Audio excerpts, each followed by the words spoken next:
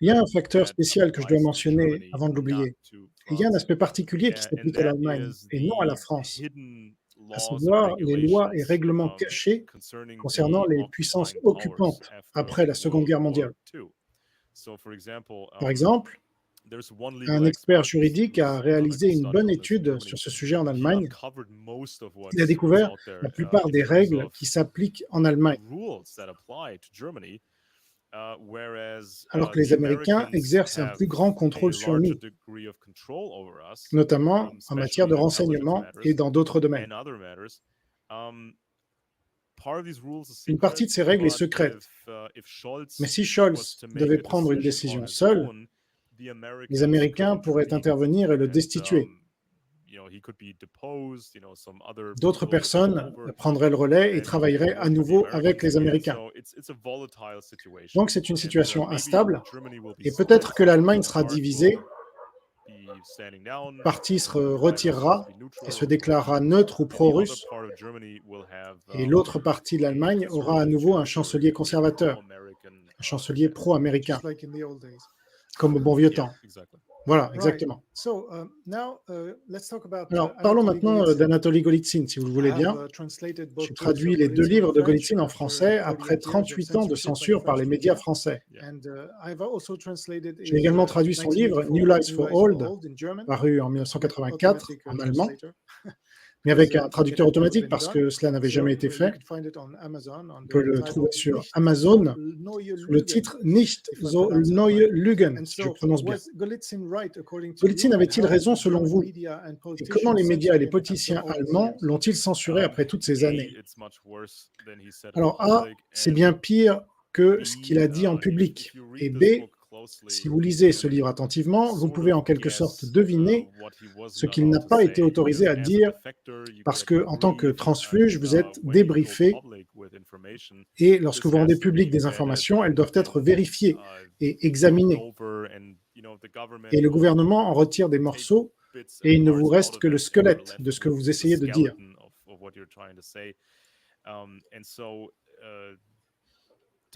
Ainsi, des transfuges comme Golitsyn ou Jan Sejna étaient assez précis, mais pas complètement. Par exemple, il parlait des sociodémocrates allemands, il disait que c'était l'outil de Moscou,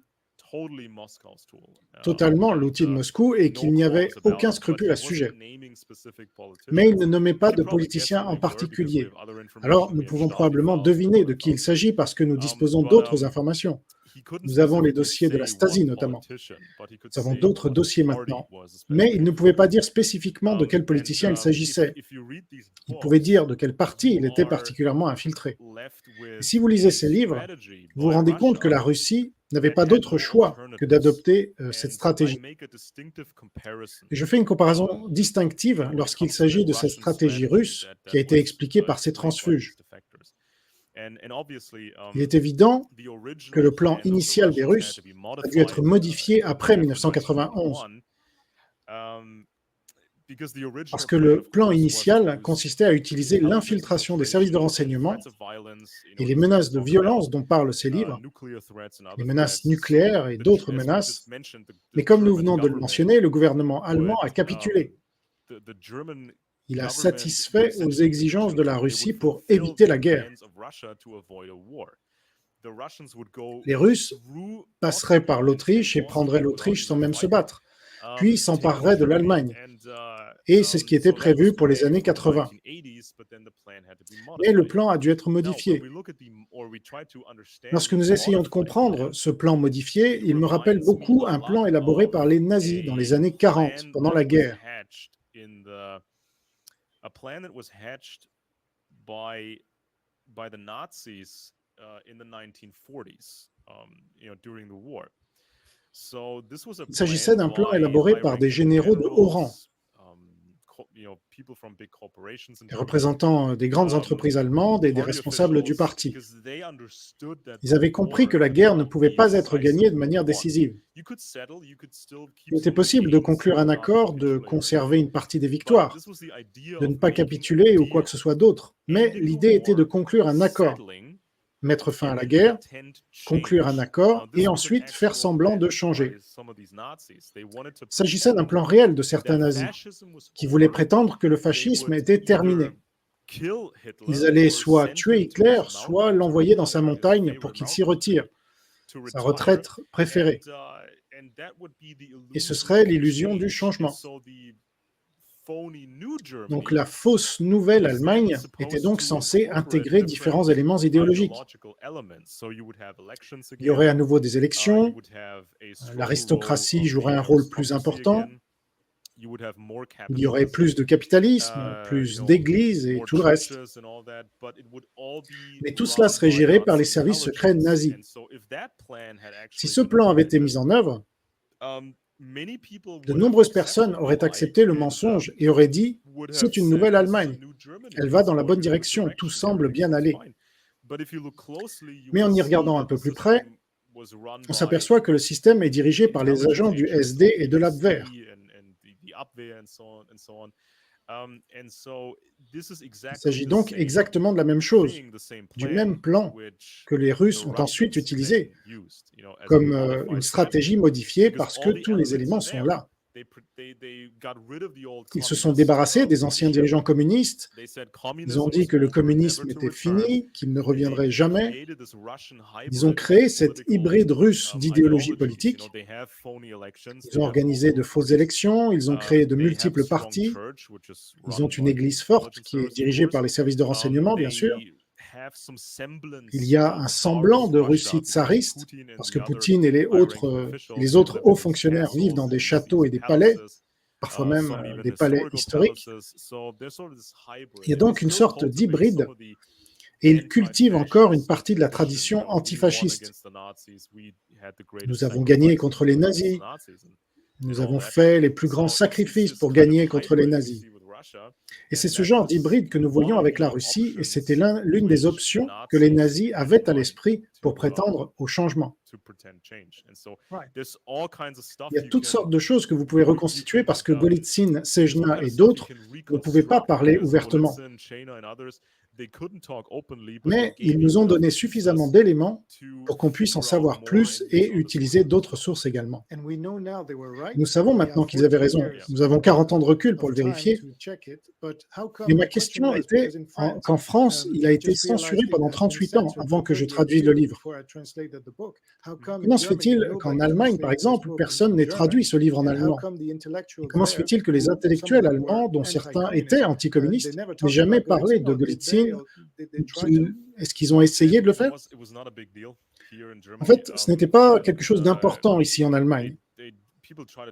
Les gens essayaient d'en parler le moins possible, parce que toute l'attention était portée sur Solzhenitsyn, sur les groupes terroristes communistes de gauche, comme la RAF.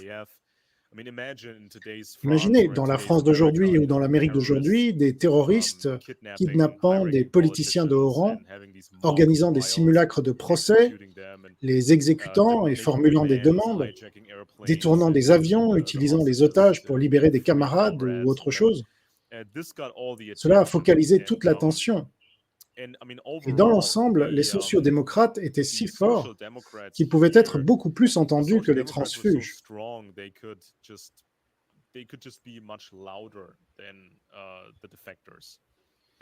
Ils pouvaient façonner les récits, les narratifs, et détourner l'attention de tout le monde.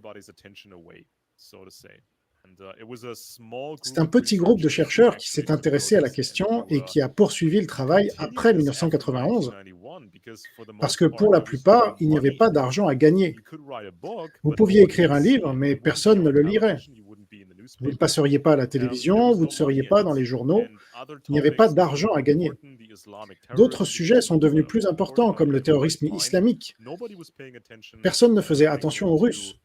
Mais il y a un aspect qui est encore complètement négligé. Je n'ai jamais vu personne en parler vraiment. Et cela concerne Olaf Scholz, notre chancelier, les Russes et les attaques du 11 septembre.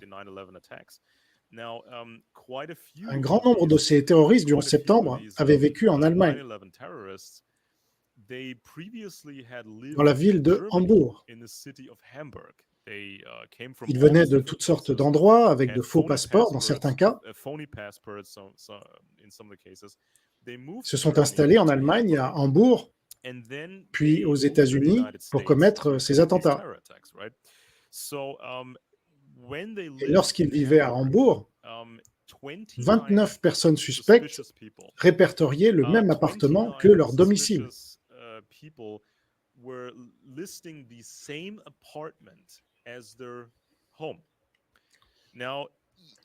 Donc même si vous n'avez pas beaucoup d'argent pour faire du contre-espionnage ou du contre-terrorisme, si vous voyez cela dans la base de données, et si vous savez que ces personnes fréquentent la mosquée la plus radicale de Hambourg, et tout le monde le savait, tout le monde dans les services de renseignement savait que Hambourg grouillait d'islamistes et de terroristes. Cette affaire aurait dû être prise au sérieux à temps. Il aurait suffi d'un seul appareil d'écoute pour faire tomber toute la cellule Al-Qaïda de Hambourg. Un seul appareil d'écoute ou une seule source au sein du groupe aurait pu tout faire tomber. Pas de 11 septembre, pas de guerre en Afghanistan, pas de guerre en Irak, rien. Donc, qui était responsable de la sécurité à Hambourg durant toutes ces années? C'était Olaf Scholz. Il était sénateur de l'intérieur de Hambourg et donc responsable de tout ce qui concernait la sécurité. Et toute la ville de Hambourg est dirigée par les sociaux-démocrates. Le système judiciaire, la police, tout ce qui est communiste, tout est social-démocrate. Et pour une raison ou une autre, ils n'ont pas attrapé ces terroristes. Donc, ils se sont rendus aux États-Unis pour y commettre ces attentats. Et lorsque l'administration Bush a lancé la guerre contre le terrorisme, les sociaux-démocrates ont utilisé cette situation pour rapprocher l'Allemagne de la Russie et l'éloigner des États-Unis. Le message était le suivant: l'Amérique se discrédite. L'Amérique a perdu son rôle de leader. Nous devons regarder ailleurs. Nous devons regarder la Russie. Ainsi, les mêmes personnes qui ont failli à la sécurité, qui a conduit au 11 septembre, ont utilisé ce prétexte pour nous rapprocher de la Russie. C'est hallucinant. J'ai regardé votre vidéo hier à ce sujet et je la recommande à ceux qui veulent en savoir plus sur Mohamed Atta et d'autres. J'ai moi-même fait une enquête sur le 11 septembre et on voit clairement les Russes qui ont aidé les islamistes. Oui, il y a un autre aspect de la question. À la fin de l'Union soviétique, ou peu après, c'est à ce moment-là que les services de renseignement occidentaux, principalement grâce à des transfuges, ont pu trouver ces traîtres comme Robert Hansen au FBI et Aldrich Ames à la CIA. La trahison était si profonde qu'elle a ruiné les capacités des services de renseignement américains, à l'intérieur des États-Unis avec le FBI, mais aussi à l'étranger avec la CIA. La communauté du renseignement est donc devenue essentiellement aveugle. Et cela a également rendu possible les attentats du 11 septembre. Nous avons donc de véritables agents russes, des taupes russes au sein du FBI et de la CIA, qui ont semé la pagaille dans le monde du renseignement. Il est devenu beaucoup plus difficile pour le FBI de traquer ces islamistes lorsqu'ils venaient d'Allemagne. Zacharias Moussaoui avait, je crois, un faux passeport et il était suspect. Je pense que les services secrets français ont mis en garde les Américains à son sujet. Donc le FBI a donc pris les devants et a voulu obtenir un mandat de perquisition pour interroger Zacharias Moussaoui et surtout faire des recherches sur son ordinateur portable. Mais le FBI n'a pas pu obtenir de mandat de perquisition. Donc, le FBI faisait tout son possible, mais ses pistes les plus prometteuses étaient noyées dans une pile de 3000 autres pistes, et seulement 2 personnes travaillaient sur cette pile. Encore une fois, l'infiltration russe, toujours les Russes, ont préparé le terrain pour le 11 septembre et l'ont utilisé pour discréditer l'Amérique autant que possible. Bien sûr, la guerre d'Irak a été terrible, la guerre d'Afghanistan a été terrible, mais c'est dans les années 2000 qu'a eu lieu l'explosion des médias conspirationnistes traditionnels. Tous ces films conspirationnistes sont devenus très populaires. Pendant l'administration Bush, ces influenceurs conspirationnistes ne faisaient pas ouvertement l'éloge de la Russie. Ils se contentaient de dénigrer l'administration Bush. Mais après 2008, les médias conspirationnistes ont de plus en plus fait de la publicité directe pour la Russie. En effet, les Alex Jones de ce monde qui ont ramené la Russie, mais voilà, ces attentats ont ramené la Russie dans le concert des nations parce qu'elle luttait contre le terrorisme en Tchétchénie et cela a permis de détourner l'attention de la Chine qui était entrée dans l'Organisation mondiale du commerce et qui pouvait se développer sans qu'on s'en préoccupe. Alors, dernière question sur Golitsyn. Croyez-vous, comme Jeff et moi, que Golitsyn est la clé pour comprendre la nouvelle guerre mondiale dans laquelle nous nous trouvons?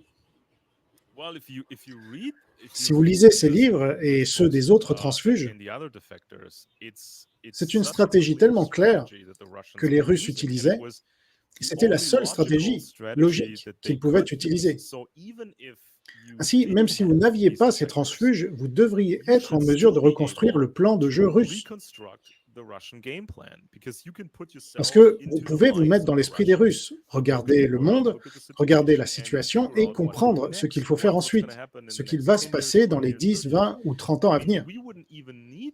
Nous n'aurions même pas eu besoin d'eux, mais nous sommes très chanceux d'avoir eu ces transfuges parce qu'ils nous ont non seulement fourni des informations plus détaillées, mais ils ont aussi évalué le degré d'infiltration des réseaux sociodémocrates en Occident. Nous avons de la chance d'avoir ces transfuges, mais nous devrions être capables de comprendre tout cela sans eux. Ce n'est pas comme si ces transfuges étaient les seuls à pouvoir nous dire ces choses. N'importe quel expert en matière de renseignement et de Russie, n'importe qui devrait pouvoir apporter une contribution substantielle à la compréhension du plan de jeu russe.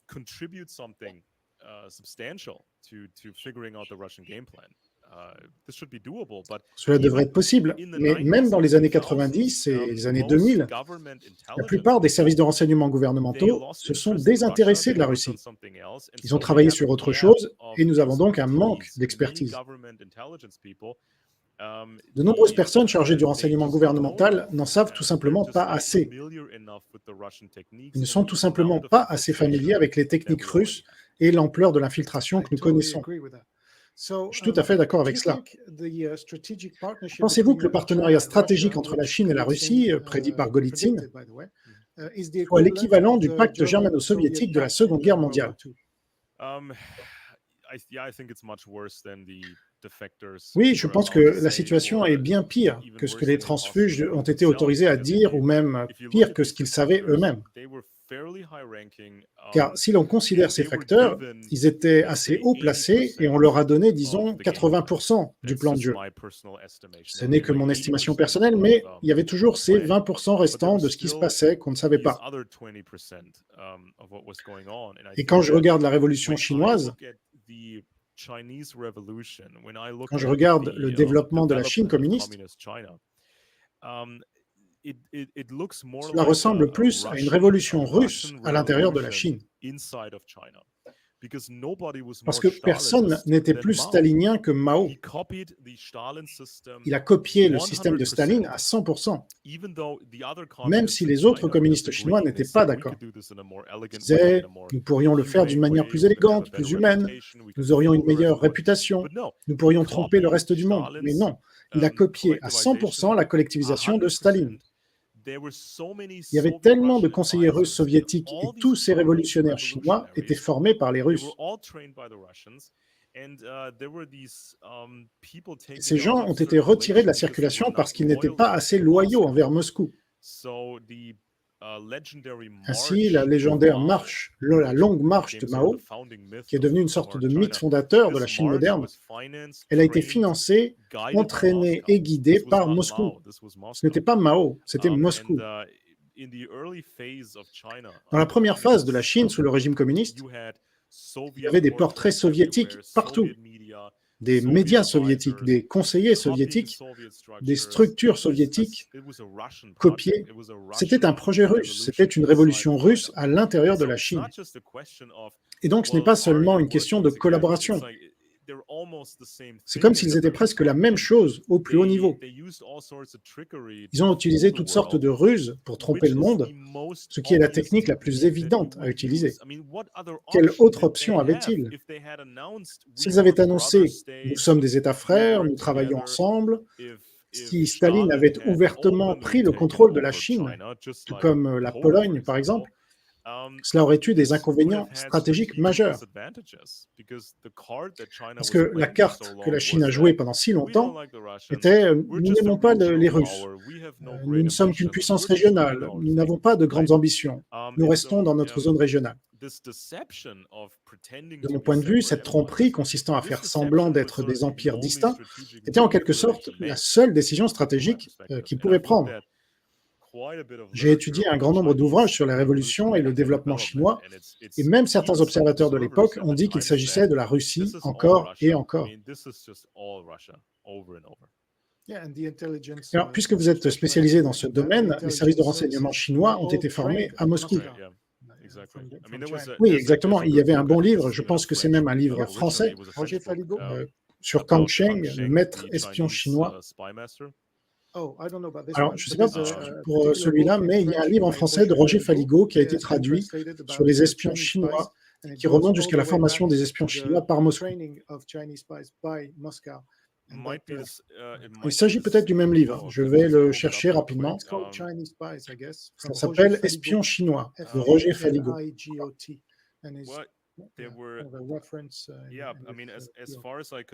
Pour autant que je sache, le meilleur travail sur ce sujet est venu de France.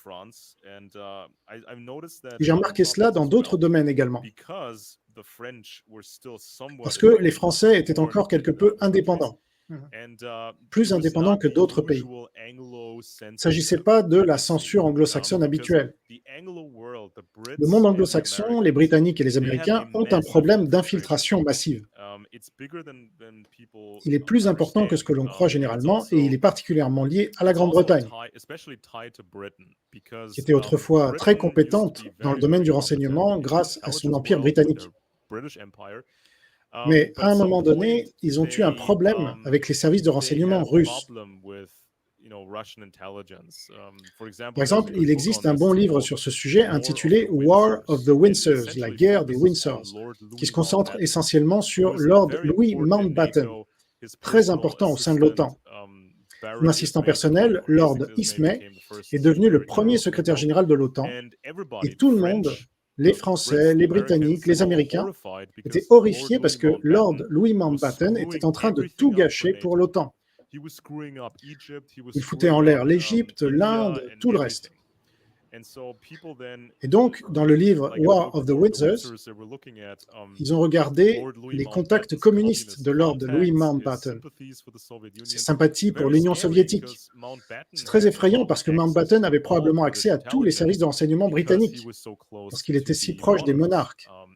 Et les monarques ont accès à tout. C'est donc un problème plus important, car j'ai trouvé beaucoup plus d'informations à ce sujet. Il semble que les Britanniques avaient un tel problème d'infiltration et de brèche qu'ils ont décidé à un moment donné d'avoir une relation de travail avec la Russie. Cela expliquerait les grands désastres de la Grande-Bretagne en matière de renseignement au XXe siècle.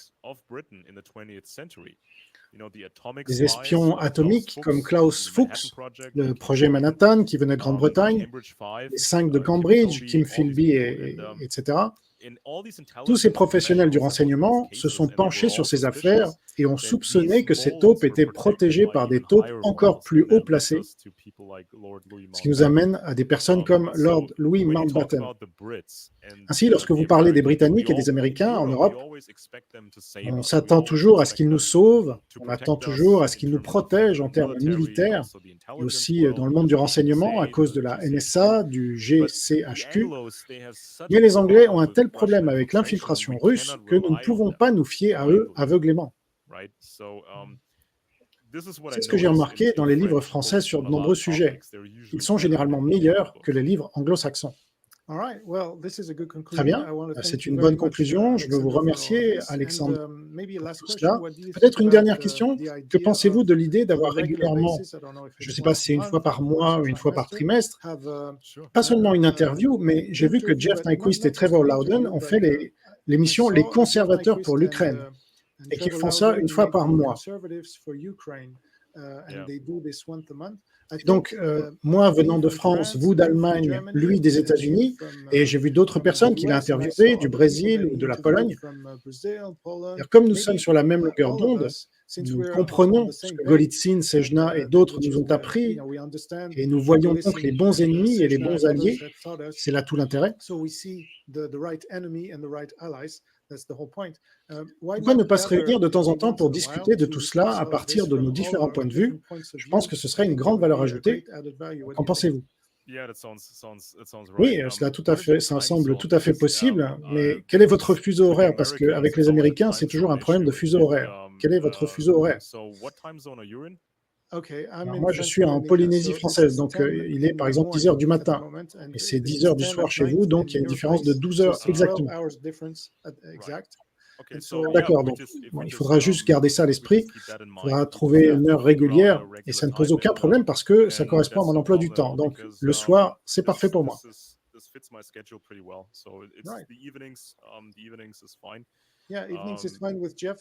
Je pense que Jeff est d'accord pour les soirées aussi, parce que ce serait 2 ou 3 heures de l'après-midi pour lui. Après, pour les Brésiliens, je ne sais pas. Il faudrait que je vérifie, mais je pense que ce serait très intéressant, et surtout de le traduire dans chacune de nos langues pour que les gens qui sont dans nos pays respectifs comprennent ce qui se passe et quel est notre point de vue sur le sujet, ce qui n'existe pas pour l'instant. Oui, je pourrais essayer de traduire mes livres en français par moi-même, mais j'aurais besoin d'aide pour cela parce que j'ai oublié la plupart de mes connaissances en français à l'école. Oui, des échanges en allemand, moi en français, et Jeff n'aurait pas de travail à faire puisque ce serait déjà en anglais. Je vous propose d'essayer de planifier cela pour les mois à venir parce que je pense qu'avec cette guerre mondiale, on en aura de plus en plus besoin, non? Cela semble être un bon plan, et je l'ai dit à Jeff, pendant longtemps, les gens ne voulaient pas l'entendre, ils ne voulaient pas entendre ce que Jeff disait parce que c'était trop effrayant. What Jeff was saying because it was too creepy, it was too scary. But and now et maintenant, nous avons besoin de ces experts, et nous avons besoin de ces vrais anticommunistes, parce que le vrai anticommunisme est basé sur le contre-espionnage. Ce n'est pas de l'extrémisme de droite primal, ce n'est pas de l'idéologie conspirationniste de base, c'est du contre-espionnage professionnel. Et nous en sommes arrivés à un point où nous pouvons en faire le discours à la mode, le truc cool. Vous appliquez certaines méthodes à votre mode de vie, vous commencez à lire des livres, commencez à écouter ce genre d'émissions et vous commencez à faire de meilleurs choix. Ça devient une sorte de style de vie différent et cela pourrait devenir très tendance. Je pense qu'il y aura à l'avenir un contenu anti-russe plus doux dans les grandes lignes, mais cela ne suffira pas. Nous l'avons vu dans le passé, le courant dominant rattrapera son retard à un moment donné, mais ce qu'il présentera sera toujours trop mou, trop lent et tout simplement pas assez bon. Alors faisons en sorte que ce soit le truc cool, le truc à la mode, et ça passera à coup sûr. Les mensonges essaieront toujours de rattraper la vérité, mais la vérité aura toujours une longueur d'avance. C'est ça. La recherche est trop avancée à ce stade. Les Russes ont fait, bien sûr, avec toutes les conséquences négatives, un travail formidable pour exécuter leur plan de jeu, mais ils ont laissé des traces un peu partout. Ils ont commis des bévues et il y a eu des transfuges, et il y en aura d'autres. Donc, la documentation maintenant est tout simplement trop importante. Elle n'a pas encore atteint suffisamment de personnes, mais elle est bien fournie. Parfait, c'est une bonne conclusion. Merci beaucoup Alexander Benesch pour votre temps ce matin ou ce soir. Et j'ai hâte de faire cette émission avec vous, Jeff et d'autres, dans un futur proche. Très bien. Merci, au revoir.